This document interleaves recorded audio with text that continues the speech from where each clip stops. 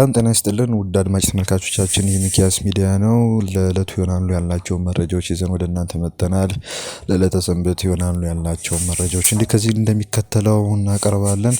በቅድሚያ ግን ስለምትከታተሉንና ሰብስክራይብ አድርጋችሁ ቤተሰብ ስለሆናችሁን በአክብሮት እናመሰግናለን። ለሌሎች ወዳጆቻችሁም ዝግጅቱን አጋሩ። አብራችሁን በምታሳልፉት ደቂቃዎች የምትቆጩበት እንደማይሆን ከወዲሁ ተስፋ እናደርጋለን።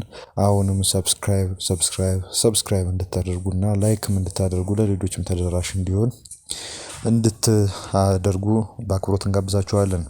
ወደ ቀዳሚ መረጃ እናልፋለን። የኤርትራ መንግስት ከሀገር ውስጥ ደህንነት ባለስልጣኑ ግድያ ጋር በተያያዘ ያለ ፍርድ ያሰራቸውን ሰዎች መፍታቱ ተነግሯል። የኤርትራ መንግስት በወታደራዊ እስር ቤት ያለ ፍርድ ለ18 ዓመታት ያህል አስሯቸው የነበሩ 13 ሰዎች መልቀቁን ቤተሰቦቻቸውን ጠቅሶ ቢቢሲ ዘግቧል። ግለሰቦች ታስረው የነበረው በአስቸጋሪ ሁኔታ ማይስርዋ ተብሎ በሚጠራ ጥብቅ ቁጥጥር በሚደረግበት ወታደራዊ እስር ቤት ነው።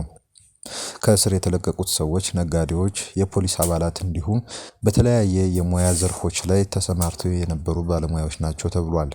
ያለ ፍርድ በእስር ላይ የቆዩት ግለሰቦች ያለምንም ማብራሪያ ህዳር 25 ቀን 2018 ዓ.ም ተለቀው ከቤተሰቦቻቸው ጋር ተቀላቅለዋል። ከ18 ዓመታት እስር በኋላ የተፈቱት ሰዎች በሀገሪቱ የደህንነት ባለስልጣን ግድያ ተጠርጥረው መሆኑን በማይስርዋ ወታደራዊ እስር ቤት ታስረው የነበሩ ግለሰብ ጠቁመዋል። ግለሰቦቹ በ2000 ዓመተ ምህረት ላይ በወቅቱ የሀገር ውስጥ ደህንነት ኃላፊ ከነበሩት ከኮሎኔል ስምዖን ገብረድንግል የግድያ ሙከራ ጋር ተያይዞ በቁጥጥር ስር መዋላቸውን ገልጸዋል። አክለውም የተያዙት ከሁለት ነጋዴዎች ጋር በተያያዘ መሆኑን በማይስርዋ ወታደራዊ እስር ቤት ታስረው የነበሩት ግለሰብ ተናግረዋል። መጀመሪያ ላይ 30 የሚሆኑ ሰዎች በቁጥጥር ስር ውለው የነበረ ሲሆን የተወሰኑት ከዓመታት እስር በኋላ ተለቀው 20ዎቹ ብቻ በአስቸጋሪው እስር ቤት ውስጥ ቆይተዋል። ከተለቀቁት መካከል የቀድሞ የኦሎምፒክ ብስክሌተኛና ነጋዴ ዘርአግብር ገብረ ሕይወት፣ በንግድ ስራቸው ታዋቂ የሆኑት ተስፋለም መንግስትአብና በኩረ መብራቱ እንዲሁም ኢንጂነር ዳዊት ሀብተማርያምና ማቴዎስ ሀብተማርያም የተባሉ ሁለት ወንድማማቾች ይገኙበታል። እንዲሁም 6 ነባር የኤርትራ ፖሊስ አባላት 2 አስርተ ዓመታት ለሚጠጋ ጊዜ ከቆየው እስር በኋላ ከተለቀቁት መካከል ናቸው። ከፖሊስ አባላቱ መካከል የቀድሞ ወንጀል መከላከል ኃላፊ፣ የወንጀል ምርመራ፣ ፋይናንስና አስተዳደር እንዲሁም የደህንነት ኃላፊዎች፣ ካፒቴንና 2 ከፍተኛ የምርመራ ባለሙያዎች ይገኙበታል።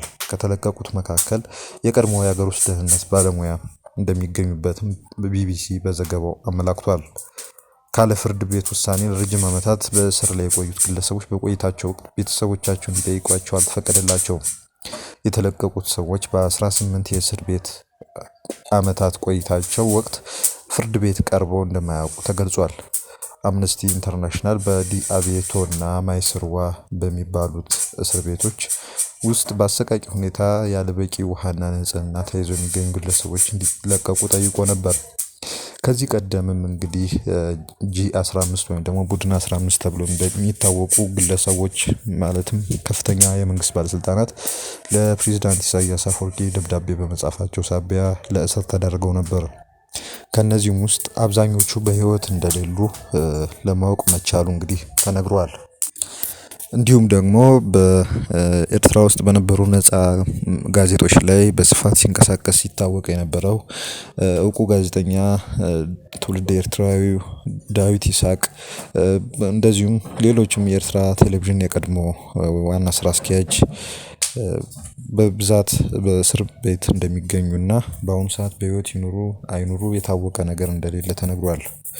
የቀድሞ የማስታወቂያ ሚኒስትር የነበሩት አቶ አሊ አብዶ ሴት ልጅ እንደዚሁም በእስር ላይ እንደምትገኝ እንግዲህ ተነግሯል። እንግዲህ በአብዛኛው እነዚህ ታሳሪዎች በህይወት ይኑሩ አይኑሩ በደንብ የታወቀ ነገር የለም በእስካሁኑ ሁኔታ ድረስ። በሌላ በኩል ደግሞ ከ10 ቀናት በፊት ወደ ምስራቅ ወለጋ ዞን ለስራ ሲጓዙ በታጣቂዎች የታገቱት የኦሮሚያ ክልል ጠቅላይ አቃቢያን ህግ አለማየሁ መሰለና ይርጋለም ምትኩ አርብ ዕለት መለቀቃቸውን ቢቢሲ ኦሮምኛ በዘገባው ላይ አስፍሯል። የመንግስት ጸጥታ ኃይሎች በዕለቱ ታጋቾቹን ለማስለቀቅ በከፈቱት ተኩስ አዲሱ ለጋስ የተባሉ የጠቅላይ ፍርድ ቤቱ አቃቤ ሕግ ቆስለው በአሁኑ ወቅት በአዲስ አበባ ሕክምና እየተደረገላቸው መሆኑን መረዳቱንም ዘገባው ጠቁሟል። የክልሉ አቃቤ ሕግ ጽሕፈት ቤትና የአቃቢያነ ሕግ ማህበር ነገሰ ከበደ የተባሉት ሌላኛው የጠቅላይ ፍርድ ቤቱ ከፍተኛ አቃቤ ሕግ አብረው ታግተው ከተወሰዱ በኋላ ህዳር 17 ቀን 2018 ዓ.ም ታጣቂዎቹ እንደገደሏቸው መግለጣቸው የሚታወስ ነው። የፌዴራል መንግስት የትግራዩን ኤፈርት ወይም ደግሞ ትዕምት ኩባንያዎች የባንክ ሂሳቦች ያገደው የክልሉ ጊዜያዊ አስተዳደርና የኩባንያው ኃላፊዎች ኩባንያውን ኦዲት እንዲያደርጉ ካዘዘ በኋላ መሆኑን ሪፖርተር ዘገበ። መንግስት ኩባንያው እንደገና እንዲዋቀር መጠየቁንም ዘገባው ጠቅሷል። ሆኖም የህወሓት አመራሮች የመንግስትን ጥያቄ ውድቅ ማድረጋቸውን ዘገባው አመላክቷል። ይህ በእንዲህ እንዳለ ጊዜያዊ አስተዳደሩ በክልሉ አግዶት የቆየውን የማዕድን ማውጣት ስራ በአዲስ መመሪያ እንደገና እንዲቀጥል ማድረጉን አስታውቋል። ኤፈርት በኩባንያዎቹ ላይ የተጣለው የባንክ ሂሳብ እገዳ እንዲነሳ ከትናንት ወዲያ በወጣው መግለጫ መጠየቁ አይዘነጋም። ወደ ሳፋሪኮም ኢትዮጵያ ጉዳይ ስናመራ ሳፋሪኮም ኢትዮጵያ ኩባንያ ኤምፔሳ ለሁሉም ብሎ የሰየመው አዲሱ የገንዘብ መገበያያና ማስተላለፊያ መተግበሪያ የኢትዮ ቴሌኮም ቁጥር ላላቸው ተገልጋዮች አገልግሎት እንዳይሰጥ እንደታገደበት አስታወቀ። በተያያዘው ሳምንት ስራ ላይ የዋለው አዲሱ መተግበሪያ የሳፋሪኮምና የኢትዮ ቴሌኮም ስልክ ቁጥር ለያዙ ሁሉም የስልክ ተጠቃሚዎች አገልግሎት መስጠት እንዲችል ሆኖ የተሰራ ነው። መተግበሪያው አገልግሎት መስጠት የጀመረው ከብሔራዊ ባንክና ከኢንፎርሜሽን መረብ ኤጀንሲ ፈቃድ ካገኘ በኋላ ነበር። ሳፋሪኮም በመተግበሪያው ከፊል እገዳ ዙሪያ ቅሬታውን ለብሔራዊ ባንክና ለኮሚኒኬሽን ባለስልጣን ማሳወቁን አመልክቷል። ወደ ስምረት ፓርቲ መግለጫ እንግዲህ እናመራለን። በአቶ ጌታቸው ረዳ የሚመራው ስምረት ፓርቲ ኋላ ቀሩ ቡድን በማለት የጠራውን አካል በጣም በሰፊ ሁኔታ በሚወቅስ መልኩ መግለጫ ማውጣቱን አመልክቷል። ሁሉም የህብረተሰብ ክፍል በተለይ ደግሞ ለውጥ ፈላጊ በማለት የጠራው ኃይል ሁሉን አቀፍ ትግል እንዲያደርግ ጥሪ አቅርቧል። ይህን የገለጸው የዲሞክራሲያዊ ስምረት ትግራይ ድርጅት በአሁኑ ወቅት ስላሉት የትግራይ ሁኔታዎች አስመልክቶ ትናንት ባወጣው መግለጫ ነው።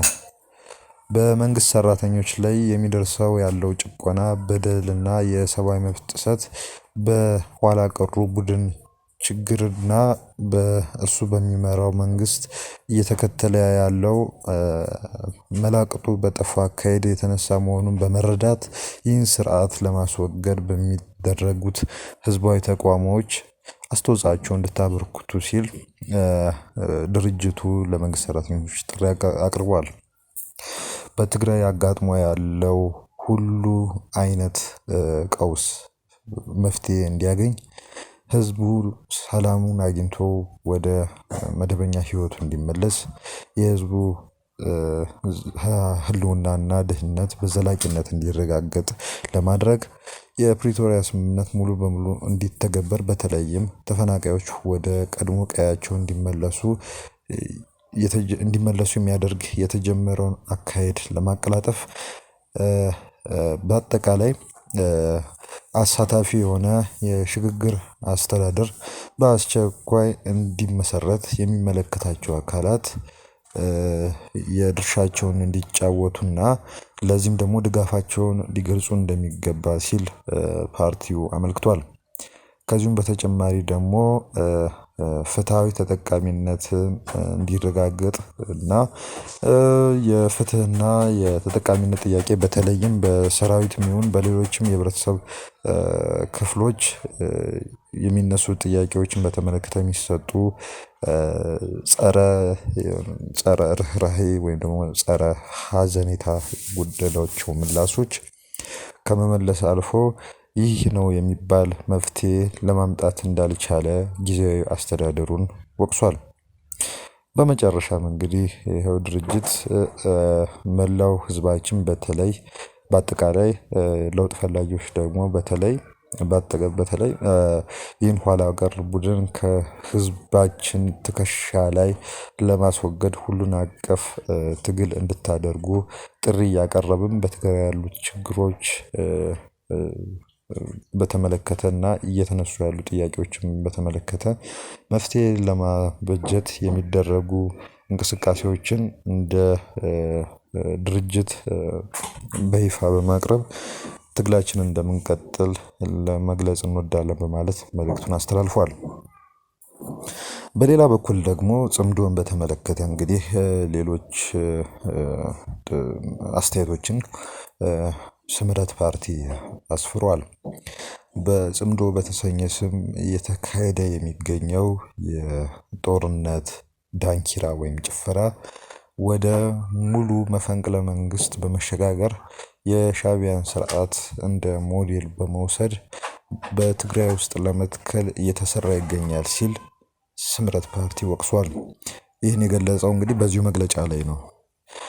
እንግዲህ ከላይ እንደጠቀስነው በተለያዩ የህብረተሰብ ክፍሎች የሚነሱ ሰላማዊ ጥያቄዎችን ማለትም የፍትህ፣ የተጠቃሚነትና የእኩልነት ጥያቄዎችን በአስቸኳይ መፍትሄ እንዲያገኙ የተለያዩ ህዝባዊ እንቅስቃሴዎች ማድረግ እንደሚገባና የመምህራንም ጨምሮ የሌሎች የመንግስት ሰራተኞችም ጥያቄ እንደዚሁም የተለያዩ የመንግስት የህብረተሰብ ክፍሎች ጥያቄዎችን የተፈናቃዮችም ጨምሮ መመለስና መፍትሄ ማበጀት እንደሚገባ ስምረት ፓርቲ በመግለጫው ላይ አመልክቷል።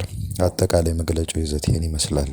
ስለተከታተላችሁ እናመሰግናለን። የዩቲዩብ ቻናላችንን ሰብስክራይብ እንድታደርጉ በአክብሮት እንጋብዛችኋለን። ሼር፣ ላይክ፣ ኮሜንት አድርጉልን።